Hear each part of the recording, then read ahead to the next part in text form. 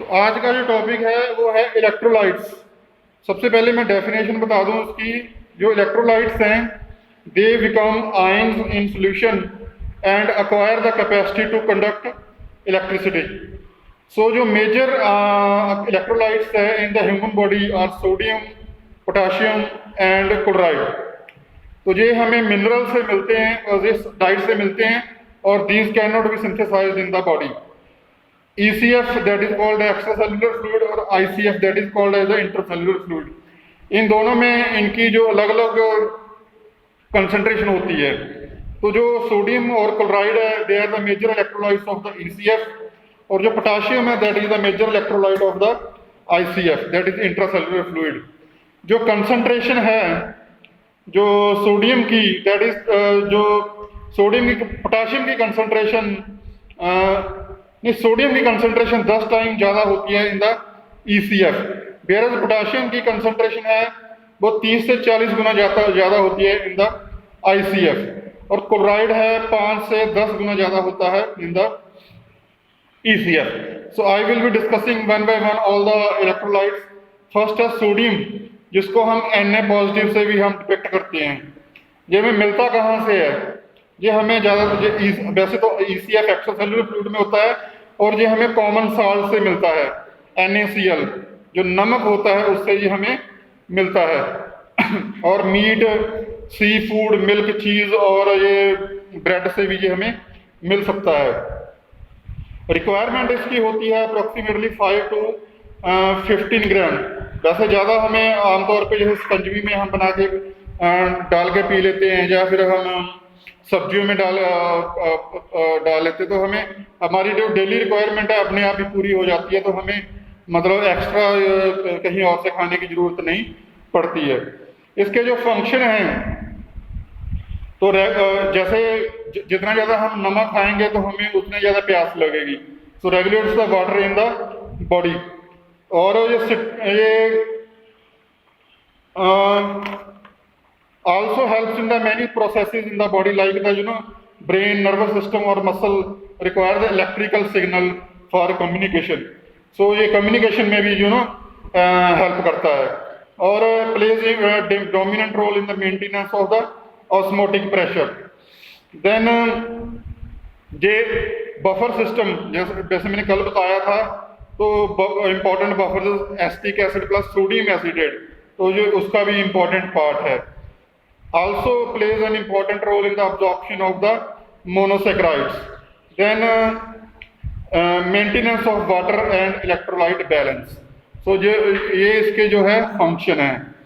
तो normal blood sodium level होता है 135 to 145 मिलीमोल्स पर लीटर। अगर इसकी अमाउंट जो बॉडी में ज़्यादा या कम हो जाए तो हमें जो है डिजीज हो जाती है। अगर जैसे हाइपरनेट्रीमिया मीन्स क्या है? Increased sodium level in the blood. तो किसके कारण होता है? ये किडनी डिजीज और loss of water due to diarrhoea. Hyponatraemia ये है decreased concentration of sodium in blood. तो ये होता है increase in the amount of water relative to sodium. Body में वाटर की कंसंट्रेशन ज़्यादा हो जाएगी तो जो डाइल्यूट हो जाएगा, और सोडियम हमें कम अमाउंट में मिलेगा। ये लिवर और किडनी डिजीज में होता है, कंजेस्टिव हार्ट फेलियर में होता है, और बर्न विक्टिम्स में होता है। देन है दूसरा पोटाशियम, जिसको हम K पॉजिटिव भी लिखते हैं। सोडियम को क्या लिखते थे? सोडियम Na पॉजिटिव, पोटाशियम को K पॉजिटिव लिखते हैं। वन वैलेंस, इसकी वैलेंसी 1 होती है। इसका सोर्स जो है that is wheat bran, dried beans और कॉफी, कोकोआ, देन पीच जिसको आड़ू बोलते हैं, ऑरेंज, ये पोटाशियम यहाँ से मिलता है। और रिकमेंडेड डोज है इसकी approximately 4 grams per day. Functions हैं इसके essential for the normal cell function, then regulates the heart beat, functioning of the muscles, helps to maintain normal osmotic pressure, regulation of pH of the body fluids, acts as a co-factor for several enzymatic reactions। co-factor होता है metallic ion that is required for the enzyme activity। metallic ion that is required for the enzyme activity, उसको बोलते हैं cofactor. इसकी जो अगर concentration ज़्यादा हो जाए, कम हो जाए, तो बॉडी में डिजीज हो जाती है। जिस तरह से सोडियम की थी हाइपरनेट्रीमिया, हाइपोनेट्रीमिया, तो पोटाशियम की है हाइपरकैलीमिया और हाइपोकैलीमिया। हाइपरकैलीमिया है increase potassium in the blood, और ये इससे क्या है, किडनी का फंक्शन जो डिजीज डिक्रीज हो जाता है। तो हाइपोकैलीमिया है decreased potassium arises due to the kidney diseases और एक्सेसिव लॉस ऑफ वाटर या हैवी स्वेटिंग में। देन है अनदर कैटाइन, इनको बोलते हैं, ये सारे कैटाइंस हैं, यहाँ पे पॉजिटिव चार्ज है। तो आगे है कैल्शियम 2 पॉजिटिव, कैल्शियम 2 पॉजिटिव, ये इसकी वैलेंसी 2 है। This is also the cation, जिसपे पॉजिटिव चार्ज जो उनको कैटाइन बोलते हैं, जिसपे नेगेटिव चार्ज जो उनको हम एनाइन बोलते हैं। कैल्शियम जो है ये हमें अप्रोक्सीमेटली हमारा जो लेवल है दैट इज 9 to 11 मिलीग्राम पर 100 ml, और ये हमें आमतौर पे मिल्क से मिलता है। इसीलिए जो बच्चों को, जो न्यू बॉर्न बेबीज हैं, उनको ज़्यादा अमाउंट में दूध पे वो पिलाया जाता है ताकि उनकी जो हड्डियाँ मजबूत बन जाएं, तो हड्डियाँ मजबूत बनने में जो हेल्प करता है ये। तो मिलता किससे है? मिल्क से। Besides milk, egg yolk, dry fruit, legumes, cabbage, cauliflower, leafy vegetable, उनसे भी ये मिलता है। रिक्वायरमेंट है 800 milligram daily for an adult. Functions हैं, मतलब ये आयनाइज्ड फॉर्म में it's an activator of several enzymes like ATPase, protein kinase. Then also regulates the citric acid cycle, मतलब सिट्रिक एसिड साइकिल में ये कई जो एंजाइम्स हैं उनकी रेगुलेशन में काम आता है। पायरूवेट डिहाइड्रोजिनेज फॉस्फेट और आइसोसिट्रेट डिहाइड्रोजिनेज।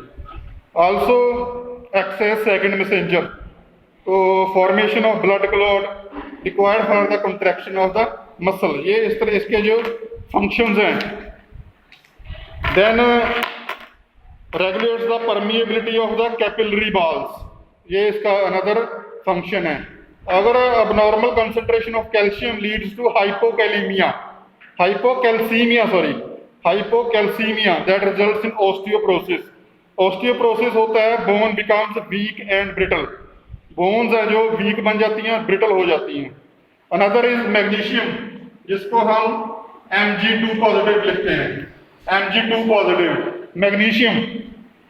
ये ग्रीन लीफी वेजिटेबल से मिलता है, सी फूड से मिलता है, और होल ग्रेन सीरियल से मिलता है। डेली रिक्वायरमेंट है इसकी 3.5 milligram per day.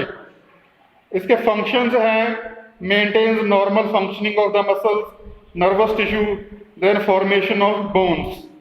Then hydrogen H positive, जो हमें कहाँ से, वाटर से मिल जाता है, या फिर जो हमारे बॉडी में जो गैस्ट्रिक एसिड पेट में सिक्रीट होता है HCl, उससे ये हमें मिल जाता है। Other sources beside the water and HCl और एस्टिक एसिड, बाइकार्बोनिक एसिड। सो ये pH बिल्डअप में हेल्प, मतलब जो pH जैसे मैंने बताया था minus log of H positive, तो उसमें ये इसकी ये जरूरी है। देन एनाइन क्लोराइड, सोडियम के साथ ये मिलता है, sodium along with the sodium, तो ये साल्ट से हमें मिल जाता है। वैसे ये एक्स्ट्रा सेलुलर कैटायन है, सोर्स है कॉमन साल्ट। फंक्शन है important role in the maintenance of acid base balance, component of the HCl of the gastric juice, and plays an important role in the maintenance of the osmotic pressure. Then phosphate HPO4 negative, ये भी A9 है, negative charge है इसमें। जो phosphate है वो हमें phosphorus में दो फॉर्म में मिलता है, इनऑर्गेनिक फास्फोरस और ऑर्गेनिक फास्फोरस। जो हमें मिलता है food containing phosphoproteins, phospholipids, as well as inorganic phosphates like the calcium phosphate, sodium potassium phosphate. Source है milk, cheese, egg. Importance है important role in the maintenance of acid base balance. Then inorganic and organic esters like ADP, adenosine diphosphate, glucose 6-phosphate, ये necessary for metabolism of carbohydrates. Also form the major buffer system of the blood.